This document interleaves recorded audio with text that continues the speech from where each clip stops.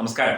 CPM സ്ഥാനാർത്ഥികളെ തീരുമാനിക്കുന്നതിനൊക്കെ വലിയ ചർച്ച ജില്ലാ തലത്തിൽ ചർച്ചയുണ്ട്, അതുപോലെ തന്നെ സംസ്ഥാന തലത്തിലും പൊളിറ്റ് ബ്യൂറോയിലും വരെ ചർച്ചയുണ്ട് എന്നൊക്കെയാണ് പറയുന്നത്. അതായത് ഒരു അസംബ്ലി തെരഞ്ഞെടുപ്പിലേക്ക് ഒരു സ്ഥാനാർത്ഥിയെ CPM, ഞാൻ ഇടതുപക്ഷത്തിന്റെ കാര്യമല്ല CPMന്റെ കാര്യമാണ് പറയുന്നത്, നിർത്തണമെങ്കിൽ വലിയ ചർച്ചകളും അതുപോലെ തന്നെ വലിയ സംഘടനാ പാഠവും വേണം, വലിയ പരിശോധനകൾ വേണം, വലിയ പഠനങ്ങൾ വേണം സ്ഥാനാർത്ഥികളെ നിർത്തുന്നതിൽ എന്നൊക്കെ നമ്മൾ കേട്ടിട്ടുണ്ട്. പക്ഷേ ഇവിടെ ഇത്തവണ ഒരു ലിസ്റ്റ്, അതായത് ഇവിടെ ഏറ്റവും പ്രധാനപ്പെട്ട വ്യക്തി ഒരു ലിസ്റ്റ് കൊടുക്കും. ആ ലിസ്റ്റ് പ്രകാരമുള്ള സ്ഥാനാർത്ഥികൾ മതി എന്നുള്ള തീരുമാനമായി എന്നും സ്ഥിരീകരിക്കാത്ത വാർത്തകൾ പുറത്തു വരുന്നു.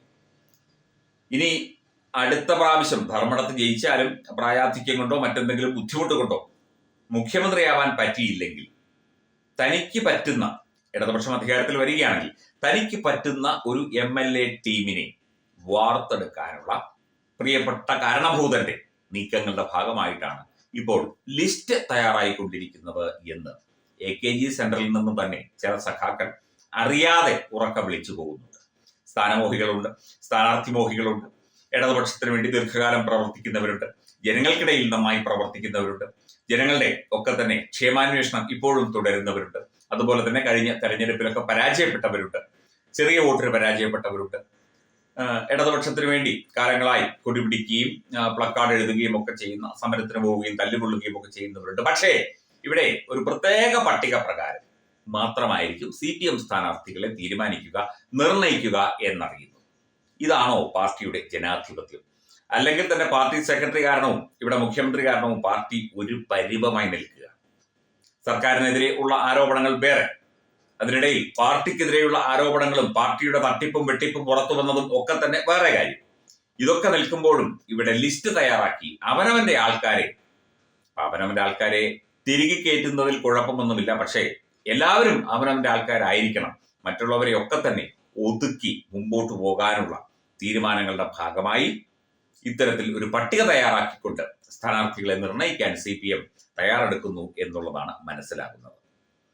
ഇത് എത്രത്തോളം പ്രായോഗികമാകും, ഇതിനകത്ത് വിജയസാധ്യത എന്നത് കണക്കാക്കണ്ടേ, വ്യക്തി സാധ്യത എന്നത് കണക്കാക്കണ്ടേ, പാർട്ടിയിൽ പ്രവർത്തിച്ച വ്യക്തി, ഇതിപ്പം വേറൊന്നുമില്ല, ഇവിടെ ചിലർക്ക് ജയ് വിളിക്കുകയും അവരെ താങ്ങിക്കൊണ്ട് നടക്കുകയും ജയ രാവണ ലങ്കാപതേ എന്ന നാമം ജപിക്കുകയും ചെയ്യുന്നവർക്ക് മാത്രം സ്ഥാനാർത്ഥിത്വവും മറ്റു കാര്യങ്ങളും ഒക്കെ തന്നെ അനുവദിച്ചു കൊടുക്കുന്ന ഒരു രീതിയാണ് കാണാൻ പോകുന്നത് CPMൽ. മാത്രമല്ല ഒരു പിണറായി B ടീം ഉണ്ടാക്കാനുള്ള തീവ്ര ശ്രമത്തിലാണ് ഇത്. എല്ലായ്പ്പോഴും എല്ലാ കാലവും A ടീമിനെ തുടരാൻ പറ്റില്ലല്ലോ.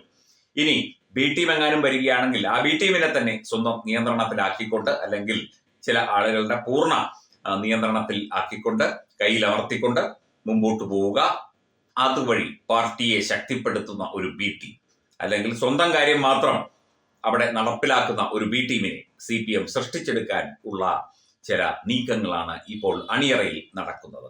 എത്രമാത്രം ഇത് പ്രായോഗികമാകും, പ്രായോഗികമായാൽ തന്നെ ഇതുകൊണ്ട് എന്ത് പ്രയോജനം CPM എന്ന പാർട്ടിക്കും ഇടതുപക്ഷത്തിനും ഉണ്ടാകും എന്നുള്ള ചിന്തയൊന്നും അവിടെ ഇല്ല. അവിടെ B ടീം ഉണ്ടാക്കണം. തനിക്ക് പറ്റിയില്ലെങ്കിൽ താൻ പറയുന്നയാൾ അവിടെ കാര്യങ്ങൾ നടപ്പിലാക്കണം.